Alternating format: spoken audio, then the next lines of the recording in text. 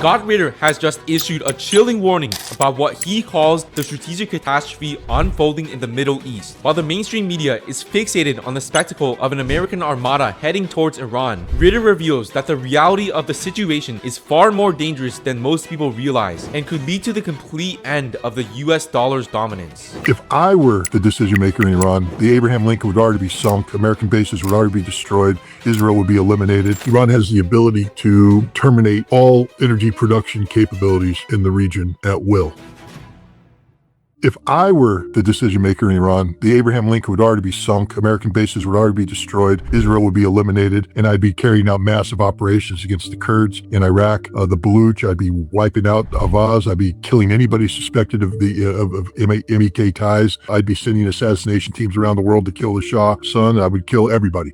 But that's just me. I'm not Iranian. I'm just a bloodthirsty son of a bitch who doesn't believe in standing by and getting hit in the face first. The Iranians, unfortunately for them, are very civilized. They're very proper.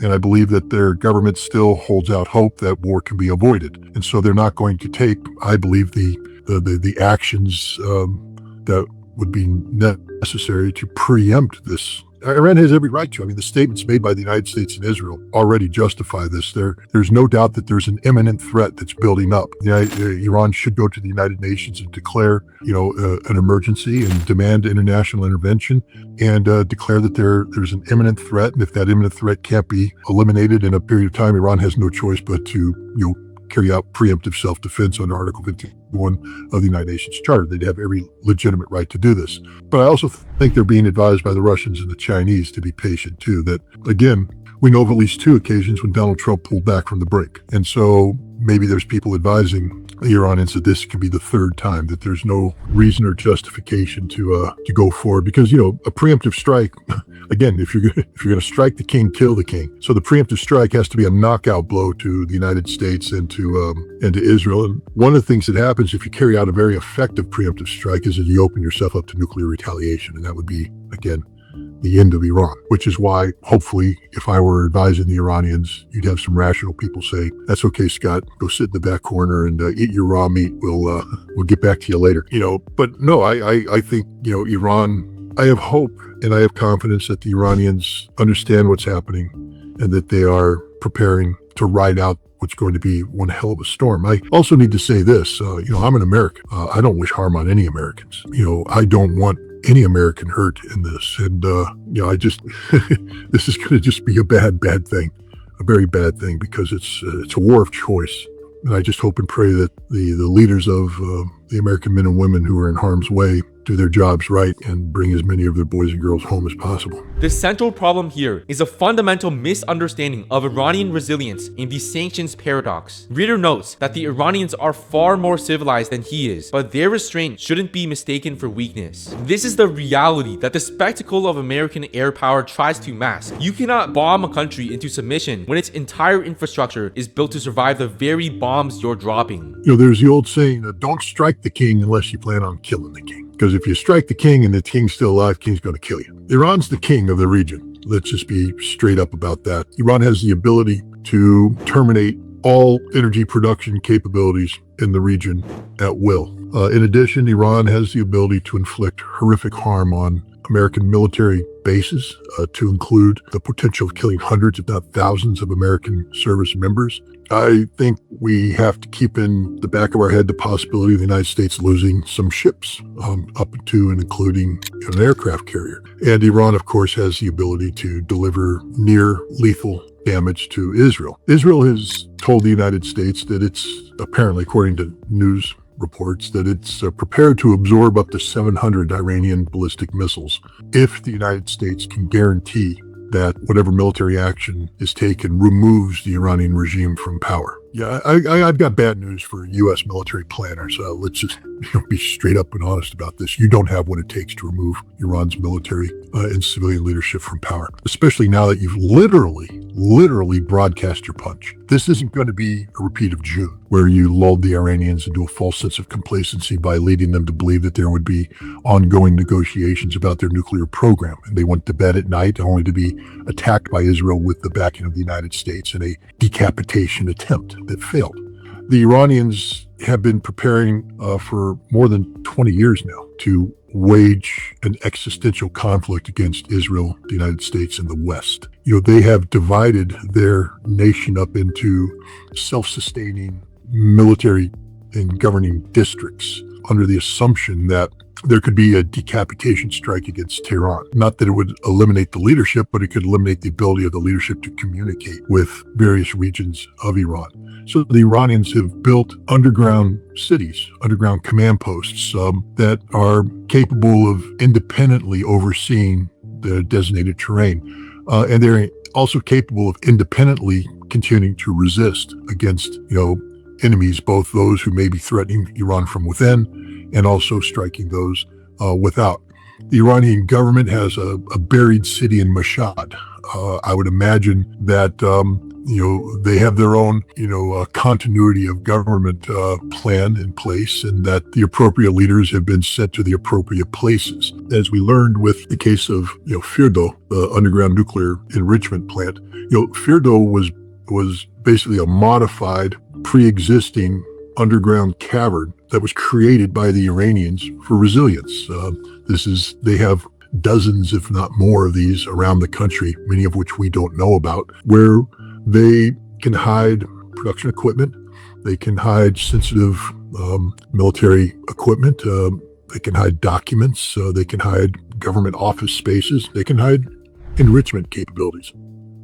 The Iranians would be fools not to have implemented whatever plans they need to implement for, national existential resilience. And so we blew it. I mean, if you're going to carry out a decapitation strike, it has to be done by surprise. You don't telegraph your punch. And, even if the United States were to come in with nuclear weapons, and I don't see them doing that, they're not going to eliminate the Iranian regime. It just isn't going to happen. And what's going to happen is that the Iranians are going to deliver a knockout punch against Israel that very well may end Israel's ability to survive as a modern state by taking out critical infrastructure that will not be repaired anytime soon, making Israel basically uninhabitable for millions of people who have to flee Israel. And demographically, that's the end of Israel. The Iranians are prepared not only to shut down the Strait of Hormuz, but to permanently disrupt the ability of regional energy-producing nations to produce energy. This will have, a near fatal impact on the global economy. I mean, I fear for me and for my family and for the United States, the consequences. The dollar's already lost 10% of its value in the past year. We're looking at the potential of a complete collapse of the dollar. And energy prices out of control, and this will resonate globally. I fear for you, because I know Norway produces its own energy, but, you will be impacted by this as well.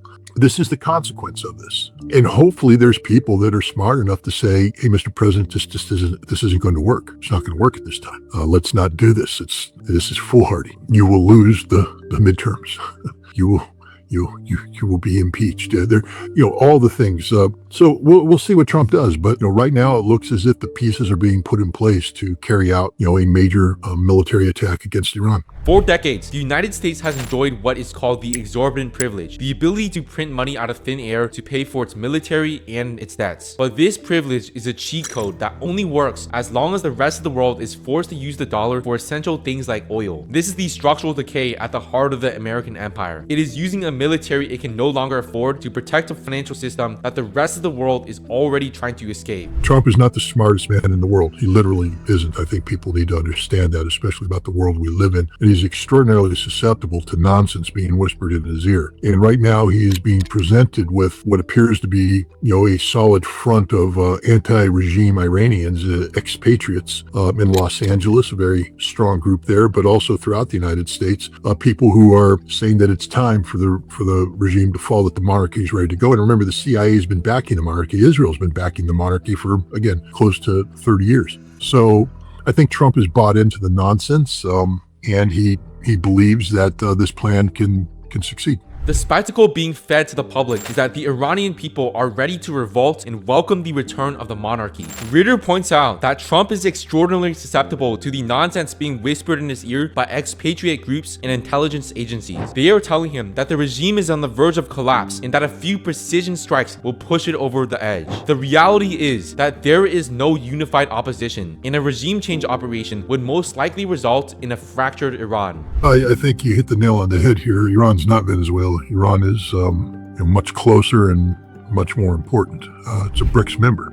Russia has a strategic relationship with Iran. There's a secret military annex that now has been ratified by both the Russians and the Iranians that's in play, and the Chinese have likewise been, working with the Iranians. I wrote an article a couple of weeks ago that many say is the reason why I got debanked. Basically, I said, give the camel a bloody nose. You can't let the camel stick its nose under the tent or else the camel's coming in. And the United States is the camel. It's trying to, stick its nose under the tent here. And that somebody needs to give it a bloody nose. Now, again, I'm not advocating for any harm to come to any Americans. I don't want that at all. And I was more or less talking about economic actions that can be done to hold the United States back or punish the United States for bad policy. But if I were the Russians, again, the United States isn't as smart and clever as it thinks it is. B-2 strike that was conducted gave away every American capability you can imagine. When they talk about precision strikes, they're talking about penetrating Iranian airspace with B-2 bombers, with F-35s, with F-22s. That profile has been flown, has been captured, has been recorded. Every aspect of it has been assessed by Iranians and Russians and Chinese. And if I were the Russians, I would say that my goal is to shoot down one or more B-2 bombers and prove once and for all that the concept of American supremacy, that America can't be touched, America is able to do anything it wants, is a fundamentally flawed concept. Now, if they do shoot them down, I hope the American air crews get out, are rescued by American search and rescue, and there's no prisoners of war and all that good stuff. But the point is, again, if I were advising Donald Trump, don't do this. You could be entering a trap because the Russians aren't going to sit back idly and let you bomb Iran. Russia's not going to respond directly. They're not going to go to war for Iran, but Russia's going to do everything they can to ensure that your military adventure is a failure, a fundamental failure. And this is up to and including, the Iranians have the ability to hit American shipping in a way that no other nation that has recently fought the Americans could, including the Houthi. We're talking about Oreshnik-like missiles that cannot be intercepted, that will rain death and destruction down on the platform, penetrating the deck, potentially penetrating the nuclear reactor, potentially sinking the ship with catastrophic loss of life, sinking other ships that are part of the carrier battle group. The United States has become very cocky, and we've become accustomed to inflicting harm on people without having harm inflicted on us. I believe that the Russians and the Chinese are going to do everything possible to help the Iranians give the United States a bloody nose, a broken nose in this fight. And that's, again, another reason why you have to ask yourself, then why are we doing this? Why go through this motion? Because of Trump's ego. I mean, it's really comes down to that. It becomes also the control that Israel has over American foreign policy and national security policy. But I'm not saying the Iranians are perfect, and I'm not saying the Iranians can't mess it up, and I'm not saying the Iranians are going to succeed. But if I were the Russians, I'd be doing everything I could to ensure that the Iranians shoot down at least one, maybe two B-2 bombers, and the strike forces, strike package is going to be coming in. That will be a humiliation to Donald Trump that he won't be able to survive. This isn't just a regional scrap. It's a moment where the digital bypasses built by the East are being put to the test. Iran is a BRICS member with a strategic relationship with Russia and China. Ritter suggests that the Russians aren't going to sit back and watch their ally be destroyed. While they won't go to war directly, they will do everything possible to ensure the American military adventure is a fundamental failure. Donald Trump is somebody who has little problem telling lies. And he'll be able to, if he wants to, he can craft something about, I received a phone call, assurances that Iran will behave properly. Once again, American military strength has compelled the Ayatollahs to back down, and things of that nature. That's the off-ramp. We're going to, because this war has no legitimate foundation, because normally an off-ramp is an off-ramp that takes us away from the issues of concern. Now here they say the issues of concern are the nuclear program and ballistic missiles, but Iran's not going to give those up, not in a vacuum, not anytime. So I think, Donald Trump, if he wanted to end this, could do what he did last time. I made a decision to save Iranian lives. That, when I was briefed on the totality of the damage that would be done by this strike, I realized that the Iranian people have suffered enough, at the hands of this regime. And I am not going to facilitate continued suffering. Thousands of Iranians would be killed if we struck. And instead, we're going to pull back and double down on sanctions and, work to further isolate the regime. And we always will have our military here in the background ready to pounce, something like that. So because Donald Trump has no problem telling lies and manufacturing, his own reality, he can say anything he wants. And Unfortunately, we have an American population that's just dumb enough to believe it. The final verdict is that we are witnessing a war of choice driven by ego and a desperate need to maintain a failing hegemony. Ritter notes that Trump's greatest strength might actually be his ability to lie. He could craft an off-ramp by simply manufacturing a reality where the Iranians back down because of his strength. This would be a silver lining in a very dark cloud.